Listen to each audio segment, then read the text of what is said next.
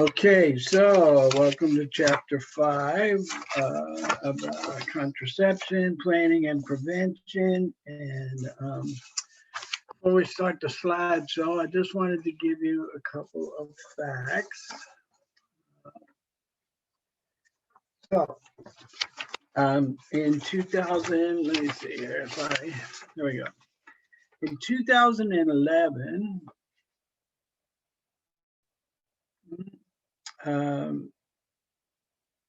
45% of all pregnancies in the United States were unintended.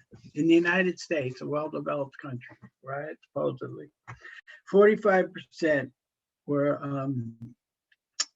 unintended pregnancies per women aged 15 to 44. Much higher rate than most developed countries. And of course, the majority of that, unfortunately, is people that live below the poverty level. And then just in California alone, right, 40 for adolescents, right, in California, the national rate is 44 per thousand women ages 15 to 19, right? So 44 out of 1,000 women, 15 to 19 had unintended pregnancies, right? A small percentage.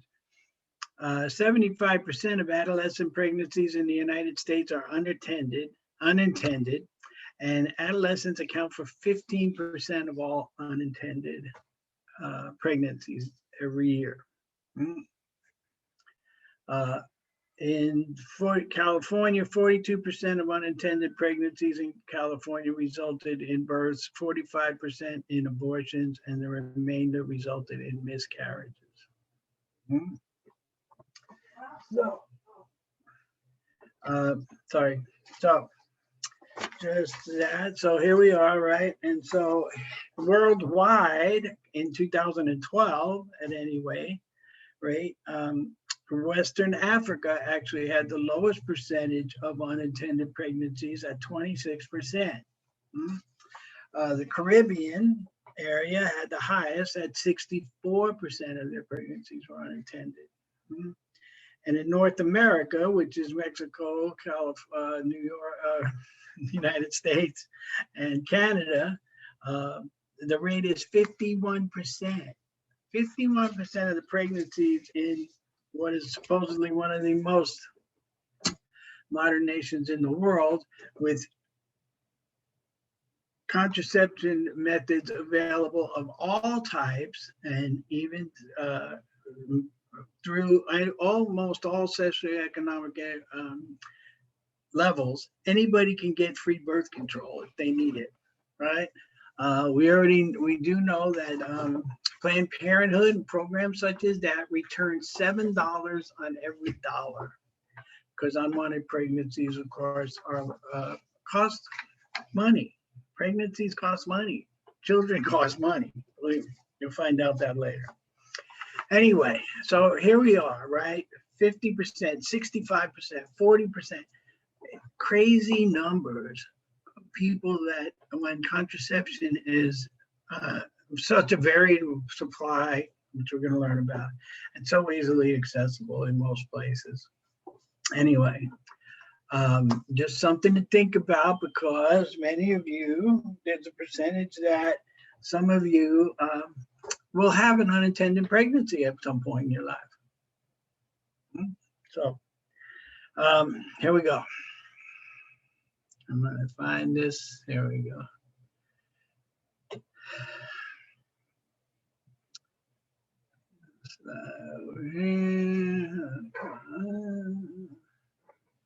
All right, contraception and prevention, planning and prevention. As I said, a wide variety of contraceptive methods are available. So what we want to learn is, how do you as a couple consider, how do you talk to your partner? What are you doing? What are you doing to prevent both pregnancies and sexually transmitted infections? Hmm? What works for you and what doesn't? Hmm? How do you know, like, learn what how the effective rate of each type of contraceptive? Uh, how they're what the pros and cons are for each one, right? And that kind of abortion is not a contraception, right? So the only um, the only 100% guaranteed contraceptive is abstinence, which I think we've discussed before, is not really a viable option for most people. Um, However, there are plenty. So this is like an historical look, right? You're going to read about this. Um, there was a time when people weren't allowed to do that. Some religions still frown upon the use of uh, things, and it's always a political question, right? The abortion is still a hot topic. So how do you choose? Do you choose as a couple? Before you're a couple, you have premarital sex of some time, you have shared, you have sexual experiences outside of a real relationship. How does that play into the decision-making process? So here's the unreliable methods, right? Douching with Coca-Cola is standing up during intercourse, plastic wrap in place of condoms, toothpaste is not a spermicide, and you can get pregnant at any time during intercourse, first time or last time. Selective abstinence, right, is not celibacy, but you can choose to be abstinent during your most fertile times if you're a woman, right? Condoms are very effective when used correctly, but often not used correctly. If some of you may have taken a class actually where they teach you how to use a condom. So,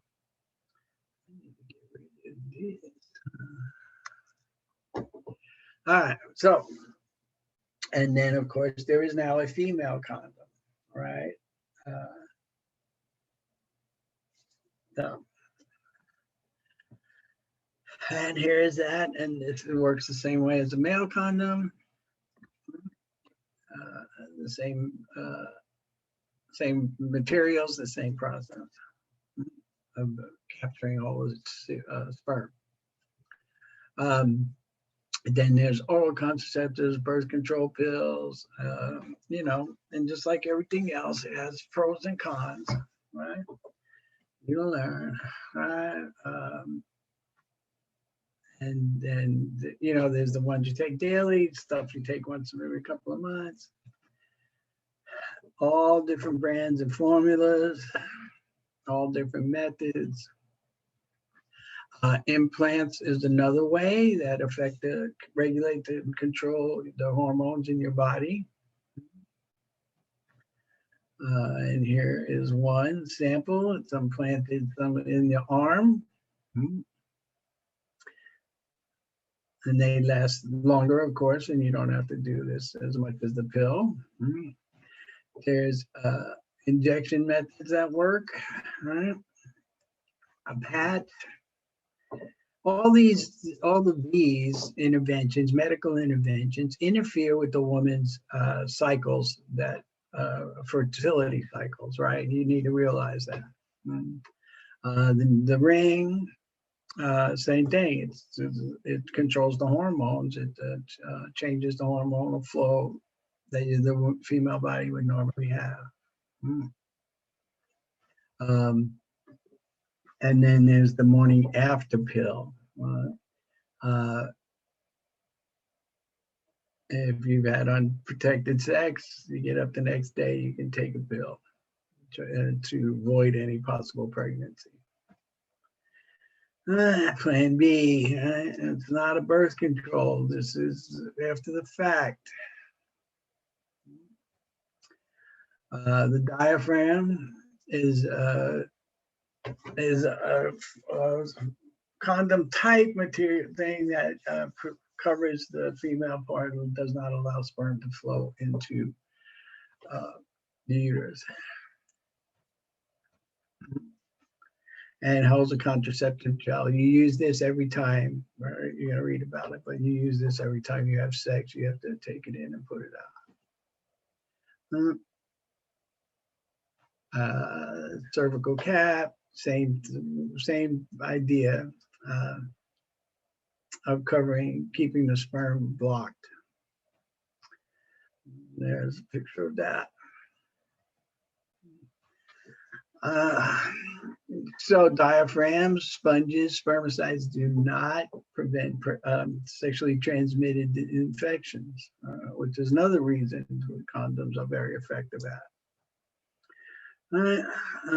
Tracking your cycle is a possible way, but any miscalculation could end up in an unattended pregnancy. Here's a look at how the menstrual cycle works and your fertility chances, right?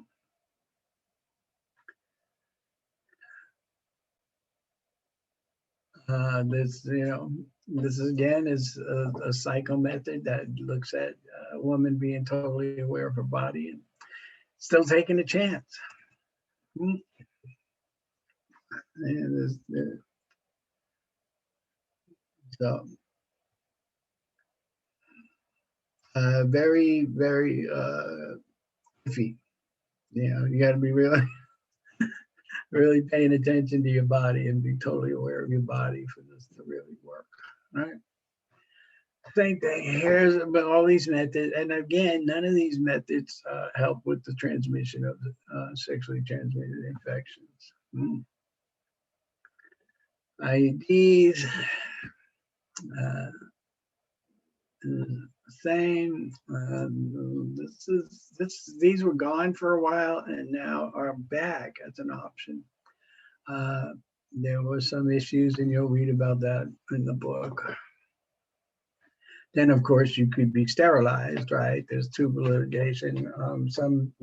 And of course, some females, of course, have health issues that require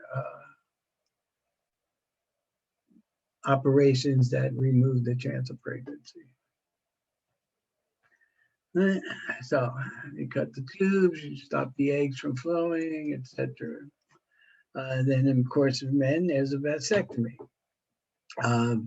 It is not 100%, it's very close, but it's not 100%, and it can be reversed if you would prefer that. And now I understand there's very effective ways, much more effective ways to do it than it used to be.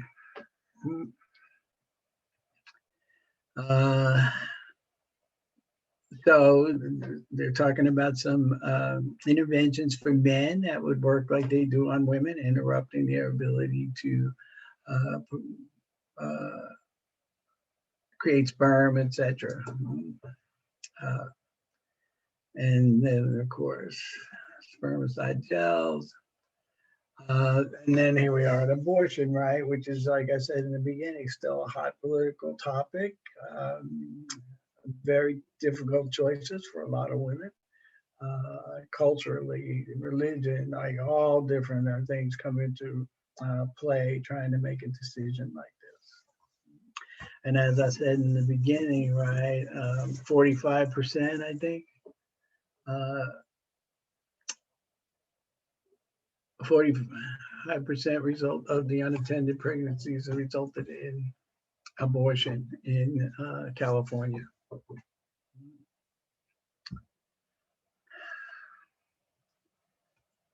And that's it. Stop sharing. So that's it about contraceptives, something very important, I think, for you to understand and make a choice about. Otherwise, you end up in the unattended category. And of course, that's always up to you.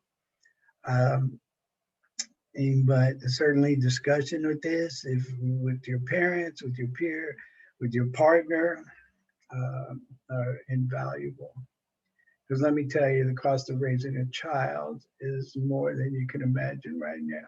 All right, like to raise a child, I forget the exact numbers now, but it's close to $1 million in order to raise a child. And if you send them to college, then that price goes up. Or ask your parents, or if you have a child already. All right, so that's it for chapter 5. We will move on next to chapter 6. Thank you.